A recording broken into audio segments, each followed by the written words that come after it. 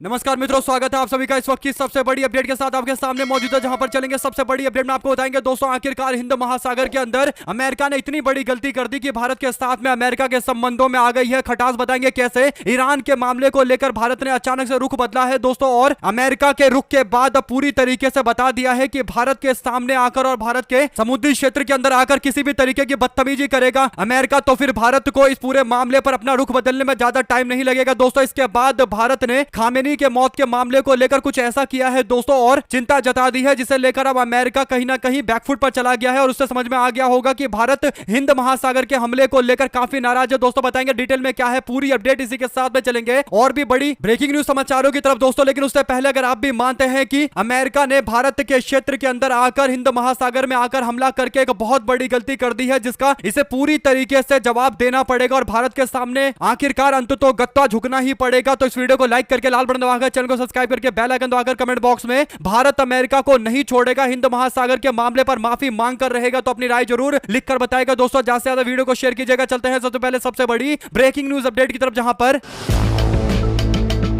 हिंद महासागर के अंदर अमेरिका ने हमला कर दिया और ईरानी युद्ध पोत को डुबा दिया दोस्तों। जबकि ईरानी युद्ध पोत पर वे सारे लोग मौजूद थे जो भारत में आए थे और भारत के अंदर आकर कार्यक्रम में शामिल हुए थे। इसके बाद जब वो वापस लौट रहे थे तब ईरान के युद्ध पोत में बैठे लोगों की हत्या कर दी अमेरिका ने और सबमरीन से हमला करके कायरता के पराकाष्ठा को दिखाकर उम्मीद कर रहा था कि भारत इसको सपोर्ट करेगा दोस्तों। लेकिन भारत ने डंके की चोट पर इस मामले को लेकर अपना रुख बदलना शुरू कर दिया और भारत ने कुछ ऐसा किया है कि अब अमेरिका को समझ में आ गया कि कहीं ना कहीं भारत बहुत नाराज चल रहा है। अपडेट यह है दोस्तों कि हिंद महासागर वाले मामले को लेकर भारत ने तुरंत अपना रुख बदलते हुए अमेरिका को झटका देते हुए ईरान के सुप्रीम लीडर अयतुल्ला खामेनी के निधन के 6वें दिन शोक व्यक्त कर दिया है दोस्तों। भारत के विदेश सचिव विक्रम मिस्री ने दिल्ली के अंदर स्थित ईरानी दूतावास पहुंचकर उन्होंने कोंडोलेंस रजिस्टर पर जाकर हस्ताक्षर कर दिए, यानी संवेदना दिखाते हुए श्रद्धांजलि देते हुए उन्होंने रजिस्टर पर साइन करके बता दिया कि भारत पूरी तरीके से इस बात का विरोध करता है कि अयतुल्ला खामेनी की मौत हुई है। कुल मिलाकर दोस्तों भारत के रुख में बदलाव अमेरिका के लिमिट पार करने के बाद हुआ है। सर्वोच्च नेता की हत्या के मामले को लेकर अभी तक भारत ने कोई कमेंट नहीं किया था, लेकिन अचानक से भारत ने अपने रुख को बदला है ताकि अमेरिका पर दबाव बने और उसको समझ में आए कि ईरान से उसकी लड़ाई है तो वो ईरान में लड़े और भारत से अगर उसको समर्थन चाहिए तो भारत के दायरे के अंदर आकर जो भारत का अपना खुद का क्षेत्र है वहां आकर गुंडागर्दी दादागिरी ना करे और केवल ईरान तक सीमित रहे। अगर भारत के क्षेत्र में आकर दादागिरी करेगा तो फिर भारत को भी अपने अप्रोच में बदलाव लाना पड़ेगा दोस्तों। और भारत ने अभी तो प्रधानमंत्री से कोई मैसेज नहीं करवाया है, केवल विदेश सचिव विक्रम मिस्री से जाकर कोंडोलेंस का मैसेज टाइप करवाया है। आने वाले दिनों के अंदर अगर अमेरिका अपनी हरकतों से बाज नहीं आता और भारत के क्षेत्र में दखल देने की कोशिश करेगा और भारत की संप्रभुता पर आंच पहुंचाएगा तो फिर इसी तरीके से करारा जवाब दिया जाएगा। अगर आप भी मानते हैं एकदम सही किया है भारत ने और प्रधानमंत्री नरेंद्र मोदी के इस कदम पर अगर आप लोग भी मानते हैं कि एकदम सही रास्ते पर भारत की विदेश नीति चल रही है तो अपनी राय जरूर लिखकर बताएगा दोस्तों। इस वीडियो को ज्यादा से ज्यादा अपने लोगों तक शेयर कीजिएगा ताकि सभी तक पूरी अपडेट पहुंचे दोस्तों। और एक और बड़ा मामला सामने आता है जहां पर प्रधानमंत्री नरेंद्र मोदी से भी एक बयान दिलवाया है दोस्तों। बयान कुछ इस प्रकार है जिससे पता चलता है कि भारत अपनी ऊर्जा सुरक्षा को लेकर 100% कटिबद्ध है दोस्तों। और भारत के प्रधानमंत्री नरेंद्र मोदी का एक बयान आता है दोस्तों। प्रधानमंत्री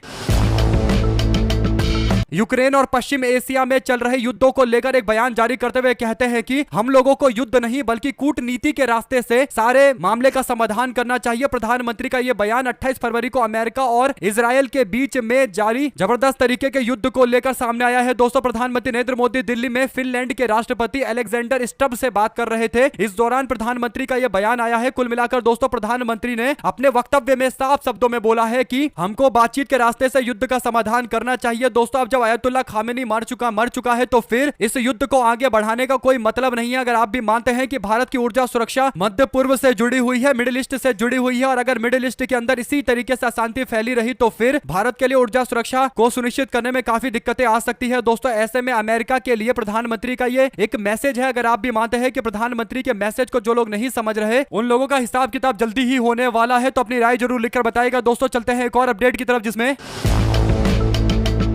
एक बात हमेशा याद रखनी चाहिए कि भारत और ईरान के बीच में संबंध खराब नहीं है और चाणक्य की नीति के हिसाब से ईरान के साथ में भारत के संबंध अच्छे होना अपने आप में जरूरी है दोस्तों। और भारत हमेशा से चाणक्य नीति के आधार पर अपनी विदेश नीति को बनाता है और इसीलिए भारत और ईरान के संबंध कभी खराब नहीं होंगे, ये बात सबको पता है। ऐसे में भारत उन दावों को खारिज करते हुए भी नजर आया जिसमें भारत कहता है कि अमेरिका ईरान पर जो अटैक कर रहा है उसके लिए भारतीय बंदरगाहों का उपयोग कहीं कुछ नहीं हो रहा है। जो मीडिया में रिपोर्टें छापी जा रही है और भारत को लेकर यह दिखाने की कोशिश की जा रही है कि भारत अमेरिका के साथ में पूरी तरीके से खड़ा है, ऐसा बिल्कुल नहीं है। भारत ईरान के खिलाफ नहीं है, ये बात सबको याद रखनी चाहिए और इसीलिए भारत ने इन आरोपों को बेबुनियाद और मनगढ़ंत बताया है। दोस्तों विदेश मंत्रालय की प्रतिक्रिया सामने आई है, जहां पर यह प्रतिक्रिया उस वक्त आई है दोस्तों जब अमेरिका के पूर्व आर्मी कर्नल डगलस मैकग्रीगोर ने दावा किया है कि भारत के इंफ्रास्ट्रक्चर का इस्तेमाल करके, यानी भारत के बंदरगाहों का इस्तेमाल करके ईरान के ऊपर हमला किया गया है। दोस्तों कुल मिलाकर अमेरिका को लग रहा है कि इस तरीके का बयान दे देंगे तो भारत और ईरान के बीच में जो काफी पुराने संबंध है वो और ज्यादा खराब हो जाएंगे। लेकिन भारत कभी ईरान के साथ में अपने संबंध खराब नहीं करेगा। दोस्तों भारत ने अच्छा खासा निवेश किया हुआ है ईरान के अंदर, क्योंकि पाकिस्तान को ईरान के रास्ते हमेशा से भारत की ठोकने की रणनीति रहती है और यही बड़ा कारण है कि ईरान और भारत का एक कॉमन दुश्मन है पाकिस्तान, इसीलिए दोनों मिलकर काम करते हैं। तो कभी ये दिखाई नहीं पड़ना चाहिए कि ईरान के खिलाफ भारत खड़ा है, यानी अमेरिका के सपोर्ट में है, ये हो सकता है, लेकिन ईरान के खिलाफ खड़ा है ऐसा बिल्कुल भी एक मैसेज नहीं जाना चाहिए दोस्तों। और यही बड़ा कारण है कि भारत की सरकार ने कहा कि हमारे किसी बंदरगाह का इस्तेमाल अमेरिका ने नहीं किया है, ये एकदम झूठे तंत्र के इस्तेमाल के साथ में फैलाया जा रहा है ताकि भारत और ईरान के बीच में संबंधों को पूरी तरीके से दुश्मनी जैसा बनाया जाए, लेकिन ऐसा बिल्कुल नहीं होगा। अगर आप भी मानते हैं कि भारत ने एकदम सही कदम उठाया है तो अपनी राय जरूर लिखकर बताइएगा। दोस्तों चलते हैं एक और अपडेट की तरफ, जिसमें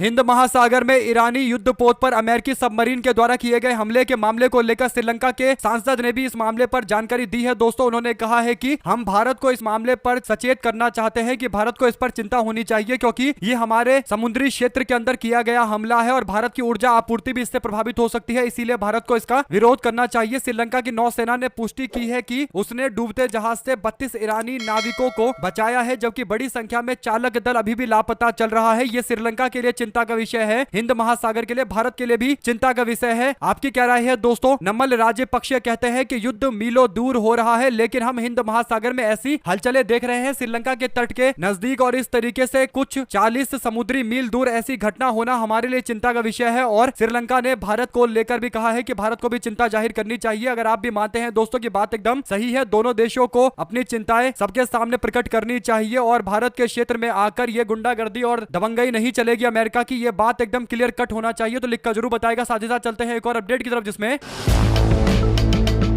ईरान के जहाज को अमेरिकी हमला झेलना पड़ा। दोस्तों इस पर ईरानी विदेश मंत्री का बयान आया। उन्होंने कहा कि अमेरिका को अपनी कार्रवाई पर पछताना पड़ेगा। उन्होंने कहा कि जिस IRIS डेना को अमेरिका ने मार गिराया है वो भारतीय नौसेना का मेहमान था, उसे बिना वार्निंग के मारा गया है। सोशल मीडिया पर पोस्ट करते हुए उन्होंने कहा कि अमेरिकी सबमरीन ने ईरान के तट से काफी दूर अंतरराष्ट्रीय समुद्री सीमा में समुद्र में अत्याचार किया है। 130 नाविकों को लेकर जा रहे जहाज भारतीय नौसेना का मेहमान था और इसीलिए अमेरिका को इस चेतावनी को देखना चाहिए। कुल मिलाकर दोस्तों ईरान का मारा गया जहाज कुछ सप्ताह पहले भारत के विशाखापट्टनम में आयोजित मिलान 2026 के इंटरनेशनल फ्लीट रिव्यू 2026 में भाग लेने के लिए पहुंचा था और उसके बाद वापस लौट रहा था और यह कायराना हरकत की गई है अमेरिका के द्वारा। और क्योंकि भारत का मेहमान यह जहाज था तो ईरान के विदेश मंत्री को पूरा भरोसा है कि भारत इस मामले पर अमेरिका को पछतावा होगा, इस तरीके की रणनीति अपनाएगा। दोस्तों आप लोग इस पर क्या राय देना चाहते हैं लिखकर जरूर बताएगा। साथ ही साथ चलते हैं एक और अपडेट की तरफ, जिसमें और इधर ईरान के विदेश मंत्री बयान देते हैं और दूसरी ओर ईरान अमेरिका युद्ध के बीच में दोस्तों IRGC यानी इस्लामिक रिवोल्यूशनरी गार्ड कॉर्प्स ने अपनी कार्रवाई करनी शुरू कर दी और आज ही यानी गुरुवार को उसकी नौसेना ने उत्तरी फारस की खाड़ी में एक अमेरिकी तेल टैंकर पर मिसाइल का हमला कर दिया। IRGC के मुताबिक जहाज पर हमला हुआ और वो अभी जल रहा है। ईरानी स्टेट मीडिया मेहर न्यूज के मुताबिक IRGC ने कहा कि यह हमला अमेरिका के एग्रेशन का जवाब है और स्टेट ऑफ हॉर्मुज में अमेरिका, इजराइल और उसके सपोर्ट करने वाले यूरोपीय देशों के साथ में मिलिट्री या कमर्शियल जहाजों को पास नहीं होने दिया जाएगा। यानी अगर कमर्शियल जहाज या फिर मिलिट्री जहाज किसी भी अमेरिका के संगी साथी का दिखाई दिया तो उड़ा देंगे। ये बात एकदम क्लियर कट बोला जा रहा है दोस्तों। और आप लोग उम्मीद कर सकते हैं कि जिस तरीके का स्टैंड भारत ने आजकल लिया है तो उसके बाद आराम से ईरान यहां से यानी फारस की खाड़ी से भारत के जहाजों को भी निकलने देगा दोस्तों, क्योंकि ईरान को समझ में आ गया है कि भारत अमेरिका के सारे फैसलों का साथ नहीं करेगा। यानी अगर भारत के क्षेत्र में आकर अमेरिका ने भारत के संप्रभुता को नुकसान पहुंचाया तो फिर भारत डंके की चोट पर जवाब दे रहा है और इसीलिए यह अमेरिका के लिए करारा हमला है, करारा जवाब है। साथ ही साथ दोस्तों